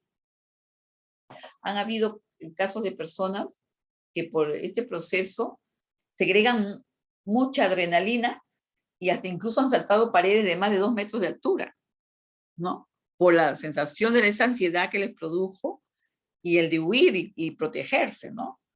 Por proteger su integridad física. Ya, entonces, la ansiedad es necesaria también, ¿no? Para cuando se trata de proteger tu integridad física, ¿no? A ver, tú ves que se acercan por ahí 2 delincuentes que te quieren atacar, ¿tú te vas a quedar tiesa ahí? a que te ataquen? No creo. Lógicamente que uno tiene que correr, buscar ayuda, en fin, ¿no? Entonces, esa ansiedad nos está ayudando ahí, ¿ya? A salvar tu vida. ¿Te das cuenta? O sea, la ansiedad en cierto grado es necesaria, pero cuando ya se vuelve enfermedad es otro problema. En su carácter desagradable también puede radicar parte de su valor adaptativo, ¿no? En este caso de los mecanismos defensivos. Queremos por fin poner fin a la ansiedad, entonces debemos salir de la situación peligrosa en la cual nos encontramos, reconocer, y eso te lo ayuda el psicoterapeuta, ¿ya? La ansiedad es una de las emociones más ligadas a la psicopatología, acarreando mucho sufrimiento y malestar. Psicopatología, o sea, ya problemas, ¿no? ¿Cómo es una ansiedad patológica? O sea, ya cuando es una enfermedad, ¿m? ¿Cómo es una enfermedad patológica? Esto es muy interesante, ¿no? A ver, por ejemplo, la ansiedad patológica es exagerada respecto de la amenaza objetiva que la dispara. Una ansiedad patológica. Esta se manifiesta con síntomas de activación que preparan al organismo para una acción defensiva frente a un peligro que no existe. Aquí no existe peligro, aquí no hay perro, aquí no hay delincuentes que te puedan atacar. Solamente está en sus emociones de la persona. ¿Te das cuenta? Entonces, por eso, ahí ya se vuelve patológico, porque son problemas que se creó y que no existen, ¿ya? El peligro no existe allí. Entonces, en el plano cognitivo se presentan pensamientos específicos que sobrevaloran el riesgo. Ellos suelen adoptar la forma de preocupaciones más o menos puntuales según el caso. Cuando es en el plano fisiológico de funciones, ¿no? O sea, aquí se incrementa la activación de la rama simpática del sistema nervioso autónomo, generándose reacciones como taquicardia, sudoraciones, tensión muscular, ¿ven? La parte fisiológica. Y a nivel del sistema motor, se producen respuestas de evitación y escape, lo cual lleva a abandonar los entornos disparadores de ansiedad o a soportarlos con mucho malestar. ¿Se dan cuenta? Entonces, hay que reconocer estas patologías, estos problemas, ¿no? Factores de inicio, vías por las cuales la ansiedad se torna patológica, aquí también es interesante. Un episodio traumático, ¿ya? Entonces aquí es la vía más difundida por la cual la ansiedad se vuelve patológica. Si ese trauma, la persona no buscó ayuda y ahí sigue ese trauma, esto va a continuar toda su vida y lógicamente va a desencadenar en estos cuadros de ansiedad. Por eso es muy importante reconocer que si yo tengo un trauma, que me pasó en la niñez, por ejemplo, ¿no? Buscar ayuda profesional. ¿Por qué? Porque si no vas a sufrir toda tu vida. Entonces no es bueno eso, ¿no? Hay que buscar ayuda, ¿no? Una persona adquiere una reacción de miedo patológico porque se establece una asociación entre el evento neutral con otro que representa una amenaza real, ¿ya? En este caso no existe el peligro, pero la persona lo ve como verdadero. Bien, punto B, por ejemplo, modelado, aprendizaje por observaciones de modelo, observación directa de alguna persona que padece alguna forma de ansiedad patológica puede conducir a que el observador adquiera el mismo miedo o algo relacionado, particularmente si este último se encuentra en la infancia. Por eso hay que tener mucho cuidado con los niños, ¿ya? A veces los padres, por ejemplo, escuchen esto, es bien importante, muchos de ustedes son padres o madres, le dicen al niño cuando se enferma, no quieres tomar el medicamento, entonces, o de repente el niño no quiere comer, ¿no? Y le dicen, te voy a poner una inyección. Ya la amenazan con una inyección y la criatura ya ha visto lo que es una inyección y que, lógico, es una aguja y todo esto. Entonces ya lo trauma, ¿entiendes? Y cuando llega realmente la necesidad de usar una inyección en el niño no va a aceptar, el niño se va a poner ansioso, se va a poner, ¡uy, terrible! Entonces nunca amenacen a un niño con agujas o inyecciones, ¿ya? Eso es muy, muy pésimo, muy malo, ¿ya? Nunca amenacen a los niños así. Los casos más simples son aquellos en los cuales los hijos acaban padeciendo la misma fobia que sus padres. Imagínense. En preparación evolutiva, estos factores, ¿no? Proviene de la aplicación de los principios darwinianos de Darwin, un inicio de la historia de la, ¿cómo se llama esto? De la evolución, ¿no? En el ambiente arcaico, reaccionar con miedo y rápido a algunos estímulos era la diferencia entre la vida y la muerte, por salvar su existencia. De allí que se haya facilitado la reacción emocional ante los eventos, otro antes realmente peligrosos, ¿no? Aunque hoy ya no involucra en riesgo, el cerebro conserva hacia ellos una facilidad para reaccionar defensivamente, ¿ves? Siempre queda guardado el trauma y representa una de las vías por las cuales la ansiedad puede volverse patológica, ¿ya? Entonces hay que tener mucho cuidado con eso.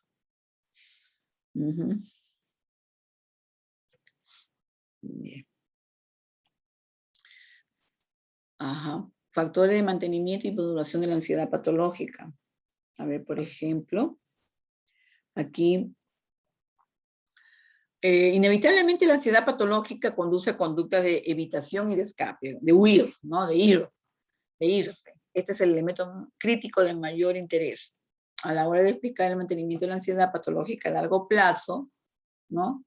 ¿Qué pasaría si esta persona efectuara un patrón de conducta opuesto?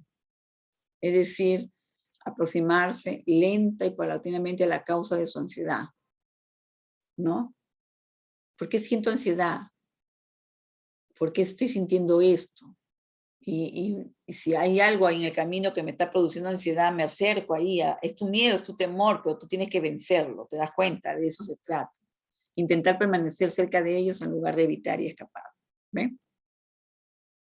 El miedo definitivamente iría en disminución hasta desaparecer. Este proceso recibe hoy técnicamente el nombre de aprendizaje de extinción.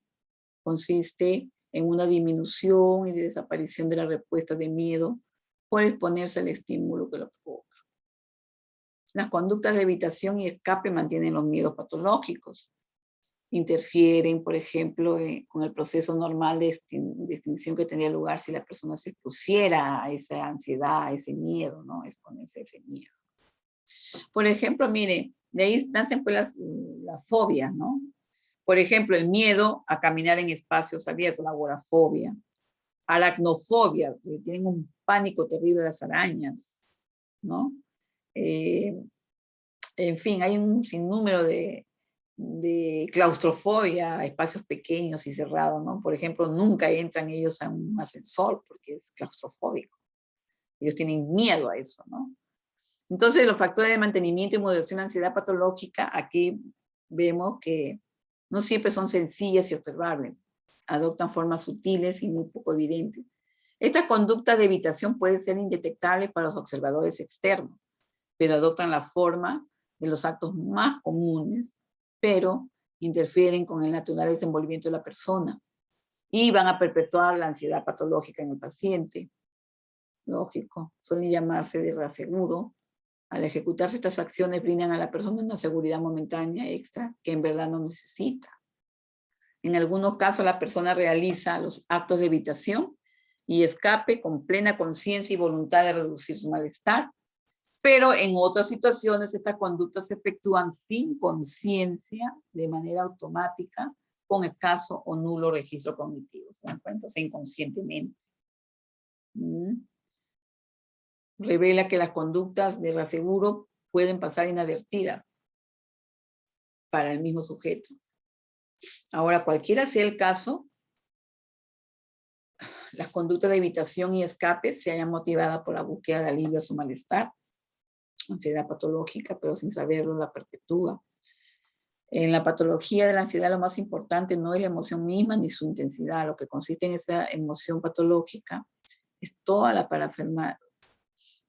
parafernalia que a veces hacemos para evitar y controlarla. O sea, ¿cómo les digo? Las formas de cómo tú puedes enfrentarla, ¿no? Y evitarla esta, o sea, las ayudas que tú puedas tener para enfrentarla, ¿no? Los intentos de control destinados a aliviarla, eso se transforma en un patrón emocional adaptativo, destinados a protegernos en algo desadaptado que acarrea sufrimiento y malestar, lógicamente, ¿no? Bien.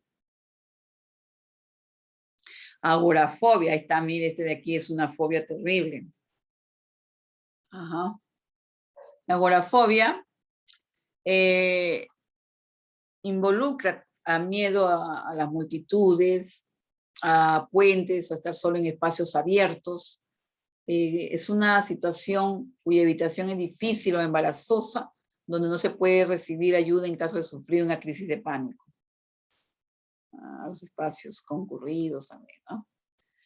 Esto lleva a que esté preocupado intentando prever la aparición de una nueva crisis. Para ello, monitorea su cuerpo y evita situaciones y o actividades que supuestamente podrían disparar esa crisis.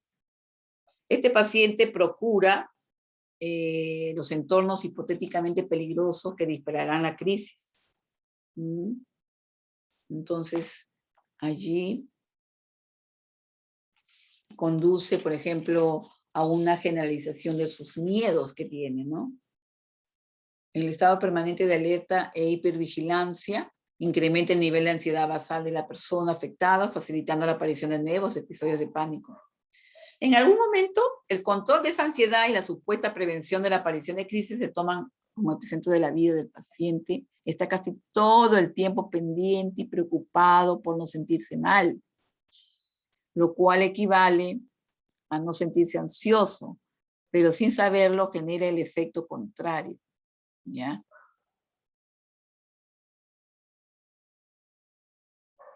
El tratamiento farmacológico de la ansiedad, por ejemplo, aquí, antes de utilizarlos hay que consultar siempre con el especialista, lógicamente, porque tú no te vas a automedicar, esto lo brinda el médico psiquiatra, ¿no? Él es la persona especializada, la indicada para medicarte, ¿ya? Entonces aquí, el tratamiento psicoterapéutico, más que todo el tratamiento farmacológico de la ansiedad está dado por las benzodiazepinas.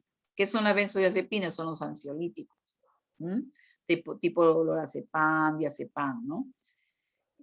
Tenemos otros que son los inhibidores selectivos de recepción de serotonina. O sea, ayudan a captar la serotonina, que es una hormona de la tranquilidad, ¿no? Y antidepresivos tricíclicos, inhibidores selectivos de la monoaminoxidasa, ¿ya? Estos son antidepresivos especializados, ¿no? No obstante, antes de utilizarlo, recuerda que hay que consultar siempre con el especialista. Definitivamente, esto solamente lo brinda el psiquiatra, no te lo venden libremente, ¿ya? Tratamiento psicoterapéutico de la ansiedad también ayuda muchísimo.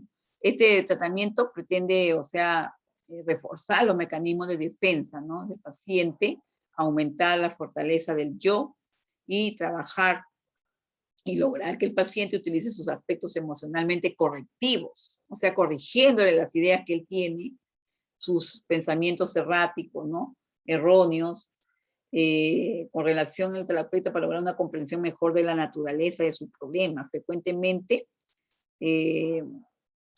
el tratamiento psicoterapéutico de la ansiedad ha de ser realizado por el profesional capacitado, terapeuta, ¿no? Un psicólogo clínico, por ejemplo, es el especialista en esto, ¿no? Entonces, esto es muy importante que conozcamos, ¿no? ¿Por qué? Porque de repente tú ya conoces a una persona que de todos estos temas que hemos conversado, de la depresión, la ansiedad, que hemos hablado de la anorexia, la bulimia, y todas están relacionadas con la depresión también, ¿no? Entonces, la agorafobia, que son las fobias. Entonces, todos estos miedos y cosas que a veces solemos tener las personas, ¿cómo las pueden enfrentar? Tú ayudándolas a detectar y guiándolas para que busquen ayuda, porque ese es nuestro trabajo, ¿no? Derivar al profesional que le corresponde esta especialidad para poder ayudar a las personas que estén padeciendo esos procesos o esas crisis, ¿no? Miren qué bonita esa vista, qué bonito, ¿no? Un mar tranquilo, hermoso, miren, qué bonito.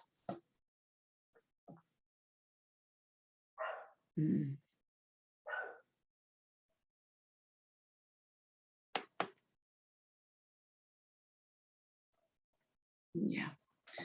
Así es, chicos. ¿Hay alguna preguntita? De repente alguien quiere hacer alguna pregunta. ¿Alguna preguntita?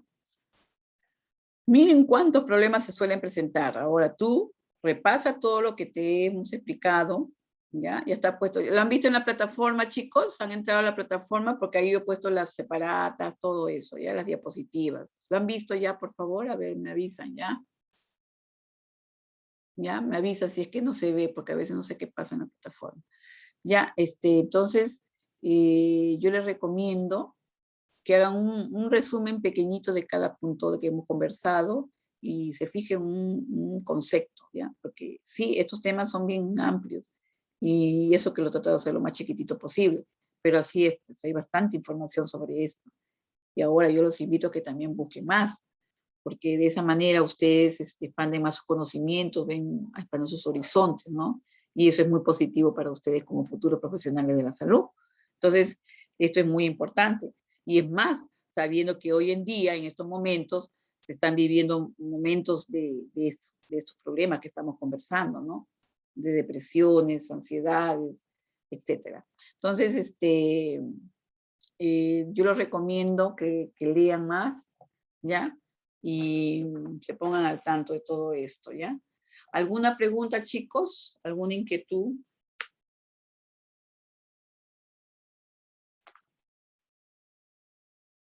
A ver, llegó Alvites Muñante, Jorge Luis. Él ya no está entrando al Zoom. Ancana está. Licenciada, Alvites Muñante no podía ingresar porque tenía una reunión de su hijita del colegio. Ancana Ramos, ¿está? No está. Está Aroní Robles. Ella tampoco está entrando a los Zoom. Está Laurente Cusiatado. Laurente, Kelly, ¿estás? Ah, sí, ya la vi. Está Morón Guamán, Dayana, ¿está? Morón. Está Palomino Romucho. No está, ya. Está Zapata Carrascal. No está. García Román. Jiménez Guaroto. Licenciada Zapata presente. Ay, Wendy, ¿qué pasó? Ya, muy bien. Estaba Ya. preparando la cena, licenciada. ¿Y cuál es el menú, hija? Bien, es una broma, hijita, es una broma. Ya, chicos, miren. Ustedes saben que cuando ustedes ingresan a su... Licenciada, buenas noches. Sí, Diana, ya te vi. Sí. Ya, A las que he llamado es porque a las que he llamado son las que no estaban. Y si no te he llamado es porque yo te vi. ¿Ya? Así que tranquilos. Chicos, ¿qué les pareció este tema de la depresión? A ver, ¿cómo ustedes como técnicos de enfermería ayudarían a un paciente que esté padeciendo este problema? A ver, ¿quién me dice? A ver, Wendy, habla. ¿Cómo dijo Miss? ¿Cómo ayudarías tú a un paciente depresivo?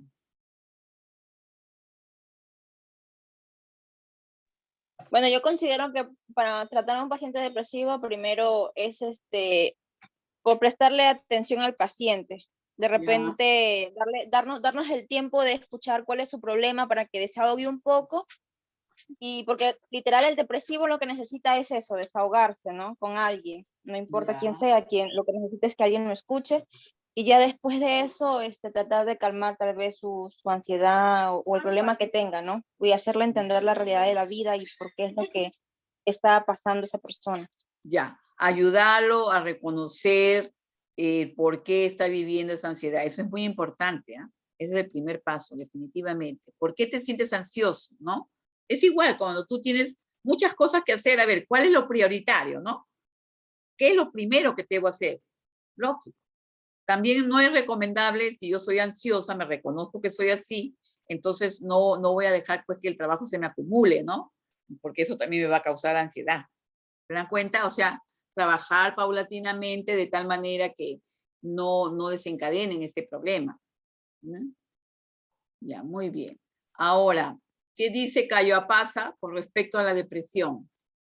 Cayo Apasa Shirley. Cayo Apasa. Ah, dejó visto nomás esto y ya se fue. Ah, ya, eso también lo voy a tener presente. A ver. Muy bien, Wendy. Ya. A ver, ¿quién me habla de la depresión? A ver, Callapasa no ha participado. Ya. A ver. Ah, ya están. Ah, ya, está opinando ya, que eso no, ya, no es defecto. Ah, parece que no tiene audio. Ya cayó a paz. Ya. Miren, chicos, esto es muy importante, ¿ya? Reconocer todo lo que hemos conversado. Mire, hemos conversado, ya ves, en su casa están haciendo bulla. Ya, hijita, ya cayó a paz. Ya te tuve en cuenta. Escuchen, miren. Es muy importante, jovencitos, reconocer este tipo de problemas. Hazte un concepto de cada uno de ellos para poderlos recordar. Y de esa manera tú vas a poder discernir, ¿no? ¿Cómo va a ser mi trabajo en estos casos? ¿Ya? La atención de enfermería, ayudar a detectar. Por ejemplo, cuando hemos hablado de la bulimia, la anorexia, ¿se acuerdan? También hacía claro, muy bien, Jocelyn. Muy bien, Jocelyn. Muy bien, muy bien. Entonces se dan cuenta, es muy importante grabarse estos conceptos, entenderlos para que tú en algún momento de tu vida profesional sepas detectarlos y reconocerlos, ¿no? Muy bien, Arucanqui. Muy bien. Muy bien. Ya, perfecto. ¿Se dan cuenta? Sí, la ayuda profesional en estos casos es muy importante, ¿ya? Entonces, chicos, este es un tema muy bonito. Para el día jueves 30 tenemos una evaluación en la plataforma de 8 a 11:59, ¿ya? Son 10 preguntas, un intento. Entren con un tiempo, pues, para que no se les vaya la señal o puedan enviar a tiempo su examen, ¿ya? Es 1 hora, 60 minutos, ¿ya, chicos? Y su tareita, bueno, resuelvan su tarea, la que les he dejado, pero en el trayecto esta semana yo le voy a dejar a la señorita delegada una lista de temas y con el nombre del alumno para que ellos lo presenten a partir de la próxima semana en la siguiente tarea que nos toca. Ahí ustedes, ya casi, ustedes allí me van a dejar el link de su trabajo y yo voy a entrar a verlo, ¿ya? Entonces de eso se trata. Muy bien, María Sigua, perfecto. Ya, Nieto, muy bien. ¿Se dan cuenta? Entonces, ya. Entonces, eso es muy importante, ¿ya, chicos? Esta es la parte emocional, psicológica, es bonito esta parte de la salud, ¿no? Y entender estos temas, ¿no? Que lo pueden llevar ustedes muy bien a la práctica. Ahorita en su ambiente familiar, de los amigos, primos, sobrinos, de repente hay alguien que esté pasando por algún problema de este tipo y ustedes lo pueden ayudar, ¿no? Derivar al profesional indicado. De eso se trata, chicos, ¿ya? Bien. Muy bien, gracias por su participación, por su atención. Y ya estamos en contacto con su señorita delegada, ¿ya? Cuídense mucho, a seguirnos cuidando, mantengan la distancia social y toda esa situación, ¿ya? Cuídense. Díganme, ¿a ustedes ya los han vacunado? Todavía. A mí sí, licenciada. Ah, qué bien, hijita. Bien, chicos. Muy bien. Cuídense mucho, ¿ya? Cuídense. Ok. Gracias. Bye, bye. Hasta luego, licenciada. Ya. Chao, mi, cuídese. Ah, cuídense. Muy bien, bye, bye. Cuídense. Buenas noches, licenciada. Chao, chicos, cuídense.